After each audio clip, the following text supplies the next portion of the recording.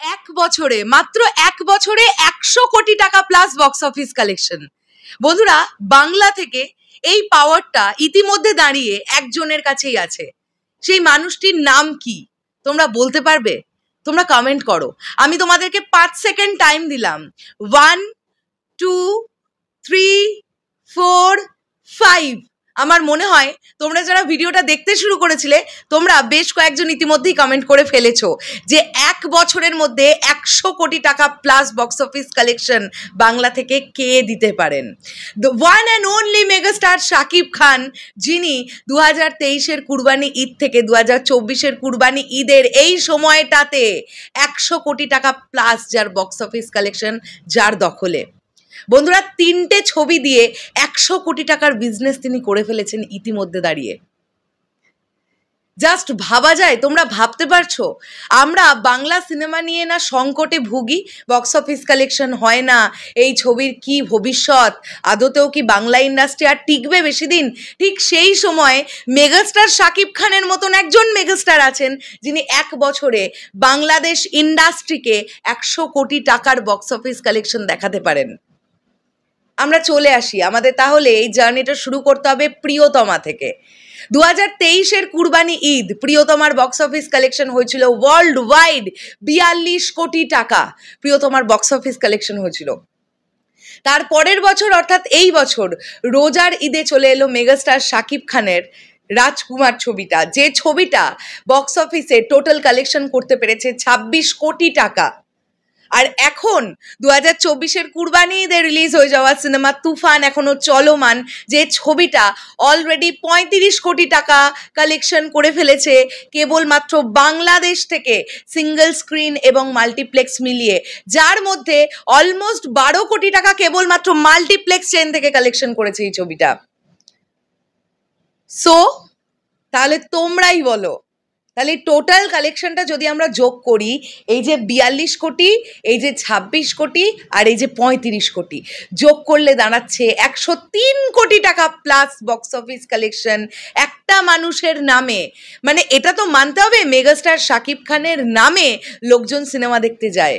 একটা সময় এরকম ছিল যে সময়টায় অনেকে বলতো যে মেগাস্টার শাকিব খানের মাল্টিপ্লেক্স চেনের অডিয়েন্স নেই, অর্থাৎ মেগাস্টার শাকিব খানের সমস্ত অডিয়েন্সই মাস অডিয়েন্স, ক্লাস অডিয়েন্স নাকি নেই। তো এখন তোমরা কি বলবে ভাই? এখন কি বলবে? প্রিয়তমা থেকে শুরু করে মেগাস্টার শাকিব খান এখনো পর্যন্ত যে পরিমাণ মাল্টিপ্লেক্সে দর্শক টানছে, আজকের পর্যন্ত ডেটে যে পরিমাণ মাল্টিপ্লেক্স চেন থেকে বক্স অফিস কালেকশন হচ্ছে, সেটা দুরন্ত একটা বক্স অফিস কালেকশন। আর এই যে মেগাস্টার শাকিব খান ডিসাইড করে ফেলেছেন যে তিনি সংখ্যায় কম ছবি করবেন কিন্তু প্রত্যেকটাই কোয়ালিটিপূর্ণ ছবি করবেন, এখন থেকে তোমরা লিখে রাখো মাল্টিপ্লেক্সের দর্শক এই রকমই মেগাস্টার শাকিব খানের সিনেমা দেখার জন্য ওয়েট করবে। তারাও প্রহর গুনবে, গুনতে তারা বাধ্য। সো এই যে একটা হিউজ কালেকশন, এটা একজনের পক্ষেই সম্ভব, একটা বছরের মধ্যে জাস্ট 100 কোটির কালেকশন।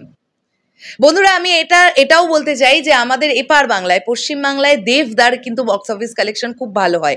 দেখো, তোমরা তো এটা মানবে যে আমাদের ইন্ডিয়াতে অনেক ভাষাভাষী লোক থাকে। বাংলাদেশে যেমন কি বাংলা ভাষাটাই মেন প্রায়োরিটি, ইন্ডিয়াতে কিন্তু কেবলমাত্র বাংলা ভাষাটা মেন প্রায়োরিটি নয়, ইন্ডিয়াতে প্রচুর ভাষাভাষী মানুষ থাকে। আর সেখানে অন্যান্য ইন্ডাস্ট্রির সঙ্গে যুঝে কিন্তু আমাদের কলকাতার বাংলা ছবিগুলোকে চলতে হয়। তাই সেখান থেকে দাঁড়িয়ে দেবদা যে বক্স অফিস কালেকশনটা বিগত 3-4 বছর ধরে একটানা করছেন, আমি কমিয়েই বললাম 3-4 বছর ধরে, সেটাও কিন্তু কোথাও না কোথাও গিয়ে অনেকটা বক্স অফিস কালেকশন। কাজেই বাংলা থেকে, আমাদের এপার বাংলা থেকে যদি বক্স অফিস কালেকশন ভালো বক্স অফিস কালেকশন এসে থাকে, সেখানে আমরা দেবদার নামটা তো অবশ্যই করব। এছাড়াও তোমরা বলতেই পারো যে কৌশিক গাঙ্গুলির ছবিগুলো যখন আসছে সেগুলো একটা হিউজ কালেকশন করছে, যেমন রিসেন্ট টাইমে অযোগ্য ছবিটা এলো, তারপরে ধরে নাও এটা আমাদের গল্প বলে একটা সিনেমা এলো, এগুলো পারিবারিক ছবি আমরা বলতে পারি। কিন্তু দেবদা রিসেন্ট টাইমে যে ছবিগুলো করছেন সেগুলো পারিবারিকের মোড়কে হলেও অনেক সিরিয়াস কথা এবং অনেক স্ট্রং কন্টেন্টের ওপরে কাজ করছেন। তো দেবদার কাছেও কিন্তু বক্স অফিসের এই ব্যাপারটা আছে।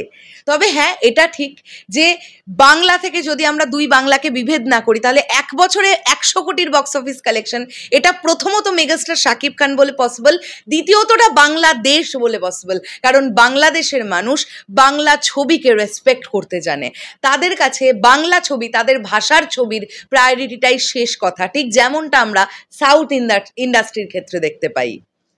কোনো একটা তামিলনাড়ুতে কোনো ছবি রিলিজ হতে দাও, তামিল ছবি, আর সেখানে যাক না একটা বলিউড ফিল্ম, তারা তামিল ছবিটাকে আগে প্রায়োরিটি দিয়ে দেখবে, তারপরে অন্য ইন্ডাস্ট্রির ছবি দেখবে।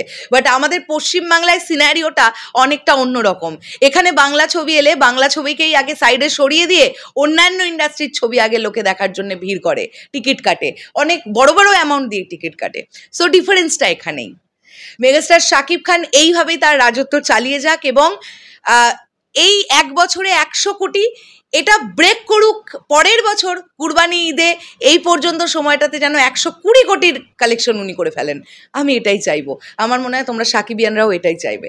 শেষ করলাম ভিডিওটা, দেখা হচ্ছে আবার খুব শিগগিরই নতুন কোনো ভিডিও নিয়ে। পুরো বিষয়টা নিয়ে তোমাদের কি বক্তব্য, কেমন লাগলো ভিডিওটা কমেন্ট করে জানিও। টাটা।